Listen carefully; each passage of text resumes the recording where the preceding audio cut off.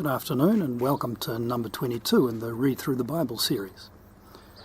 We're reading from Genesis chapter 40.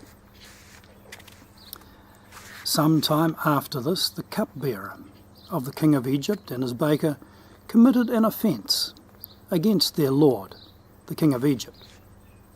And Pharaoh was angry with his two officers, the chief cupbearer and the chief baker, and he put them in custody in the house of the captain of the guard, in the prison where Joseph was confined. The captain of the guard appointed Joseph to be with them, and he attended them. They continued for some time in custody. And one night they both dreamed, the cupbearer and the baker of the king of Egypt, who were confined in the prison, each his own dream, and each dream with its own interpretation. When Joseph came to them in the morning, he saw that they were troubled. So he asked Pharaoh's officers, who were with him in custody in his master's house, "Why are your faces downcast today?" They said to him, "We have had dreams, and there is no one to interpret them." And Joseph said to them, "Do not interpretations belong to God? Please tell them to me." So the chief cupbearer told his dream to Joseph and said to him, "In my dream there was a vine before me, and on the vine were 3 branches. As soon as it budded, its blossoms shot forth, and the clusters ripened into grapes. Pharaoh's cup was in my hand, and I took the grapes and pressed them into Pharaoh's cup and placed the cup in Pharaoh's hand." Then Joseph said to him, "This is its interpretation. The 3 branches are 3 days. In 3 days Pharaoh will lift up your head and restore you to your office. And you shall place Pharaoh's cup in his hand as formerly, when you were his cupbearer. Only remember me when it is well with you, and please do me the kindness to mention me to Pharaoh, and so get me out of this house. For I was indeed stolen out of the land of the Hebrews, and here also I've done nothing that they should put me into the pit." When the chief baker saw that the interpretation was favourable, he said to Joseph, "I also had a dream. There were 3 cake baskets on my head, and in the uppermost basket there were all sorts of baked food for Pharaoh. But the birds were eating it out of the basket on my head." And Joseph answered and said, "This is its interpretation. The 3 baskets are 3 days. In 3 days Pharaoh will lift up your head from you and hang you on a tree, and the birds will eat the flesh from you." That's a bit harsh, isn't it? On the 3rd day, which was Pharaoh's birthday, he made a feast for all his servants, and lifted up the head of the chief cupbearer and the head of the chief baker among his servants. He restored the chief cupbearer to his position, and he placed the cup in Pharaoh's hand. But he hanged the chief baker, as Joseph had interpreted to him. Yet the chief cupbearer did not remember Joseph, but forgot him. Chapter 41. After 2 whole years, Pharaoh dreamed that he was standing by the Nile, and behold, there came up out of the Nile 7 cows, attractive and plump, and they fed on the reed grass. And behold, 7 other cows, ugly and thin, came up out of the Nile after them, and stood by the other cows on the bank of the Nile. And the ugly, thin cows ate up the 7 attractive, plump cows. And Pharaoh awoke, and he fell asleep and dreamed a second time. And behold, 7 ears of grain, plump and good, were growing on one stalk. And behold, after them sprouted 7 ears, thin and blighted by the east wind. And the thin ears swallowed up the 7 plump, full ears. And Pharaoh awoke, and behold, it was a dream. So in the morning his spirit was troubled, and he sent and called for all the magicians of Egypt and all its wise men. Pharaoh told them his dreams, but there was none who could interpret them to Pharaoh. Then the chief cupbearer said to Pharaoh, I remember my offences today, when Pharaoh was angry with his servants and put me and the chief baker in custody in the house of the captain of the guard. We dreamed on the same night, he and I, each having a dream with its own interpretation. A young Hebrew was there with us, a servant of the captain of the guard. When we told him, he interpreted our dreams to us, giving an interpretation to each man according to his dream. And as he interpreted to us, so it came about. I was restored to my office, and the baker was hanged. Then Pharaoh sent and called Joseph, and they quickly brought him out of the pit. And when he had shaved himself and changed his clothes, he came in before Pharaoh. And Pharaoh said to Joseph, I've had a dream, and there is no one who can interpret it. I've heard it said of you that when you hear a dream, you can interpret it. Joseph answered Pharaoh, It is not in me. God will give Pharaoh a favourable answer. Then Pharaoh said to Joseph, Behold, in my dream I was standing on the banks of the Nile. 7 cows, plump and attractive, came up out of the Nile and fed on the reed grass. 7 other cows came up after them, poor and very ugly and thin, such as I've never seen in all the land of Egypt. And the thin, ugly cows ate up the first 7 plump cows. And when they'd eaten them, no one would have known that they'd eaten them, for they were still as ugly as at the beginning. Then I awoke. I also saw in my dream 7 ears growing on one stalk, full and good. 7 ears, withered, thin, and blighted by the east wind, sprouted after them. And the thin ears swallowed up the 7 good ears. And I told it to the magicians, but there was no one who could explain it to me. Then Joseph said to Pharaoh, The dreams of Pharaoh are one. God has revealed to Pharaoh what he is about to do. The 7 good cows are 7 years, and the 7 good ears are 7 years. The dreams are one. The 7 lean and ugly cows that came up after them are 7 years, and the 7 empty ears blighted by the east wind are also 7 years of famine. It is as I told Pharaoh.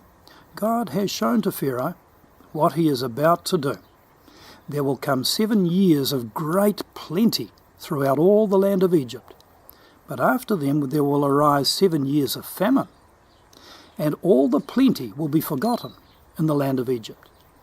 The famine will consume the land, and the plenty will be unknown in the land by reason of the famine that will follow, for it will be very severe. And the doubling of Pharaoh's dream means that the thing is fixed by God, and God will shortly bring it about. Now, therefore, let Pharaoh select a discerning and wise man and set him over the land of Egypt. Let Pharaoh proceed to appoint overseers over the land, and take 1/5 of the produce of the land of Egypt during the 7 plentiful years, and let them gather all the food of these good years that are coming, and store up grain under the authority of Pharaoh for food in the cities, and let them keep it. That food shall be a reserve for the land against the 7 years of famine that are to occur in the land of Egypt, so that the land may not perish through the famine. This proposal pleased Pharaoh and all his servants, and Pharaoh said to his servants, Can we find a man like this, in whom is the Spirit of God? Then Pharaoh said to Joseph, Since God has shown you all this, there is none so discerning and wise as you are. You shall be over my house, and all my people shall order themselves at your command. Only as regards the throne will I be greater than you. And Pharaoh said to Joseph, See, I have set you over all the land of Egypt. Then Pharaoh took his signet ring from his hand and put it on Joseph's hand, and clothed him in garments of fine linen, and put a gold chain about his neck, and he made him ride in his 2nd chariot. And they called out before him, Bow the knee. Thus he set him over all the land of Egypt. Moreover, Pharaoh said to Joseph, I am Pharaoh, and without your consent no one shall lift up a hand or a foot in all the land of Egypt. And Pharaoh called Joseph's name Zaphnath-Paaneah, and he gave him in marriage Asenath, the daughter of Potipherah, priest of On. So Joseph went out over the land of Egypt. Joseph was 30 years old when he entered the service of Pharaoh, king of Egypt. 30 years old. Now Joseph was sold into Egypt as a 17-year-old, so he's been in Egypt 13 years. Some of that time he served Potiphar, the captain of the guard. We don't know how long that was. For the rest of the time he was in prison. We don't know how long that was. Whether it was half and half, or more in prison, or more serving Potiphar, we're not sure.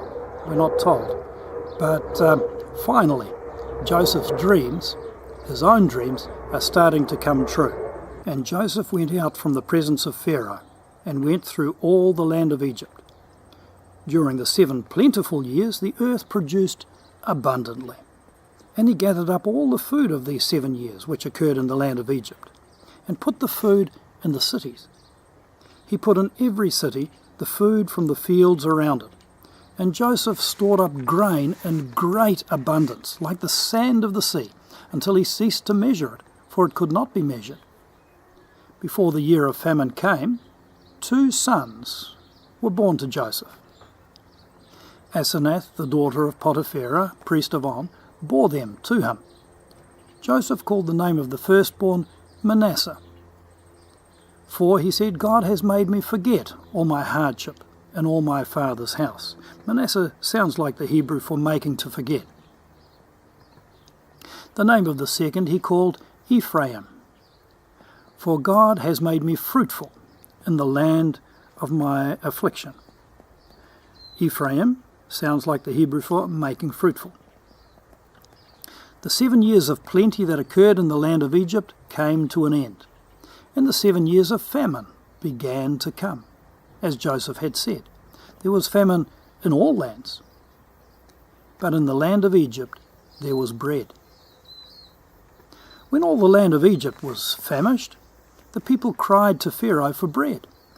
Pharaoh said to all the Egyptians, "Go to Joseph. What he says to do, you do." So when the famine had spread over all the land, Joseph opened all the storehouses and sold to the Egyptians. For the famine was severe in the land of Egypt. Moreover, all the earth came to Egypt to Joseph to buy grain, because the famine was severe over all the earth. When it says all the earth, it means all of that civilized region around the Middle East there. Well, that takes us to the end of chapter 41. We're reading in Matthew chapter 22, another parable of Jesus, the parable of the wedding feast. And again, Jesus spoke to them in parables.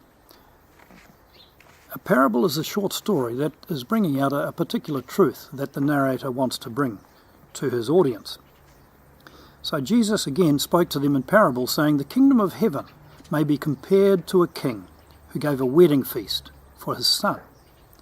And he sent his servants to call those who were invited to the wedding feast. But they would not come.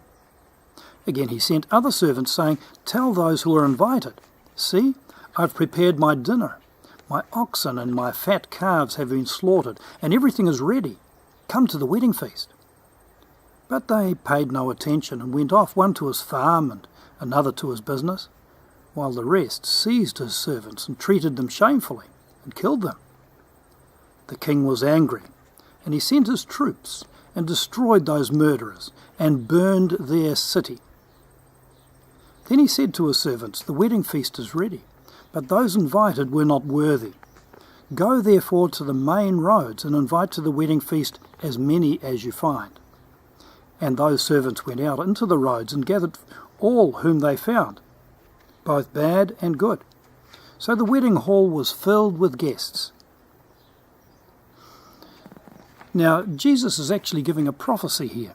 The Jews, the Israelites, were God's people. And here the Son is sent, that's Jesus, is sent to invite them all to the wedding feast, invite them all into the kingdom of heaven. But most refused, and he was even put to death. And the king was angry, sent his troops and destroyed those murderers and burned their city. And sadly, in 70 AD, the city of Jerusalem was burned. Titus, the son of the Roman emperor at the time, Vespasian, Titus came and he surrounded Jerusalem. And eventually, after going away and then coming back, he broke through and took everybody in the city. And many, many, many died. And the temple was burnt. But the invitation by that time had gone not just to the Jews and those in Jerusalem, but to the whole world. The good news is to everyone. That's why it says here, "Go therefore to the main roads and invite to the wedding feast as many as you find." And the servants went out into the roads and gathered all whom they found, both bad and good. So the wedding hall was filled with guests. And then the second part of this parable. "But when the king came in to look at the guests, he saw there a man who had no wedding garment. And he said to him, 'Friend, how did you get in here without a wedding garment?' And he was speechless. Then the king said to the attendants, 'Bind him hand and foot, and cast him into the outer darkness. In that place there will be weeping and gnashing of teeth, for many are called, but few are chosen.'" Now, he would have been offered a wedding garment in those days, because a lot of people would have arrived dusty, they would have had their feet washed, and perhaps a change of garment given. But he refused that. He considered himself most likely, looked at his own garment and thought, "Oh, I look nice, I don't need that." And that's typical of people who think they're good enough to get into heaven by themselves. They're good enough to get there because they've lived good lives, better than most. They think, well, when I stand before God, I can say, well, look at all the good I've done. Perhaps they're thinking the huge amount of good they've done outweighs the little amount of bad they've done, forgetting that God demands perfection. That's why we need a wedding garment, a spotless wedding garment. And the wedding garment is given to us, notice. It's not something that we earn, it's a gift of God. And the gift of God is given because Jesus Christ himself has paid the penalty for our sins. And the Scripture tells us that it's by grace. Grace is God's unearned favour. By grace we are saved through faith. And that not of ourselves, it's a gift of God, not of works. Otherwise we could boast, you see. Here's a man who looked at his own garment, and figuratively speaking, that's talking about his good works, how good he was. And he thought he was good enough. But not one of us are good enough. All of us have sinned, and all of us desperately need, the wedding garment that God gives. Let's read on. "Then the Pharisees went and plotted how to entangle him in his words. And they sent their disciples to him, along with the Herodians, saying, 'Teacher, we know that you are true, and teach the way of God truthfully. And you do not care about anyone's opinion, for you're not swayed by appearances. Tell us then what you think. Is it lawful to pay taxes to Caesar or not?'" Now, the Romans ruled the world. And, of course, the Romans liked that, but the other countries that they ruled didn't like that. And especially the Jews hated it. They wanted to be their own rulers. So to pay taxes to Caesar, to Jews, was an abomination. They had to do it, but they disliked it. So they were trying to catch Jesus here, you see. None of us, of course, likes to pay tax anyway, but certainly not to a foreign occupying country. "Tell us then what you think. Is it lawful to pay taxes to Caesar or not?" But Jesus, aware of their malice, said, "Why put me to the test, you hypocrites? Show me the coin for the tax." And they brought him a denarius. That's a day's wages for a working man. And Jesus said to them, "Whose likeness and inscription is this?" They said, Caesar's. Then he said to them, Therefore render to Caesar the things that are Caesar's, and to God the things that are God's. When they heard it, they marvelled, and left him and went away. The same day Sadducees came to him, who say there is no resurrection. That's another sect, a religious sect. And they asked him a question, saying, Teacher, Moses said, if a man dies, having no children, his brother must marry the widow, and raise up children for his brother. Now there were 7 brothers among us. The first married and died, and having no children, left his wife to his brother. So too the second and the third, down to the 7th. After them all, the woman died. In the resurrection, therefore, of the 7, whose wife will she be? For they all had her. But Jesus answered them, You are wrong, because you know neither the Scriptures nor the power of God. For in the resurrection they neither marry nor are given in marriage, but are like angels in heaven. As for the resurrection of the dead, have you not read what was said to you by God? I am the God of Abraham, and the God of Isaac, and the God of Jacob.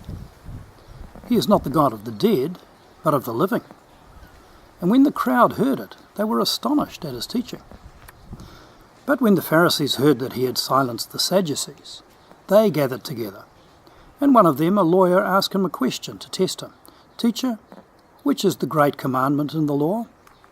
And he said to them, You shall love the Lord your God with all your heart, and with all your soul, and with all your mind. This is the great and first commandment. And the second is like it. You shall love your neighbour as yourself. On these 2 commandments depend all the law and the prophets. Now, while the Pharisees were gathered together, Jesus asked them a question, saying, What do you think about the Christ? Whose son is he? They said to him, The son of David. He said to them, How is it then that David, in the Spirit, calls him Lord, saying, The Lord said to my Lord, Sit at my right hand until I put your enemies under your feet. If then David calls him Lord, how is he his son? And no one was able to answer him a word, nor from that day did anyone dare to ask him any more questions. The interesting thing is that Jesus was a descendant of David, of course through Mary, Joseph being Jesus' stepfather. But Jesus was also David's Lord, being the creator, the one who created all things, as we'll read in the book of John and Colossians, for example. He was David's Lord. So Jesus existed before King David in his pre-incarnate state, that means his pre-human state. And he was descended from David through his mother Mary. Well, let's turn over to the book of Proverbs. We're reading Proverbs chapter 6 from verse 16 through to 19. There are 6 things that the Lord hates, 7 that are an abomination to him: haughty eyes, a lying tongue, hands that shed innocent blood,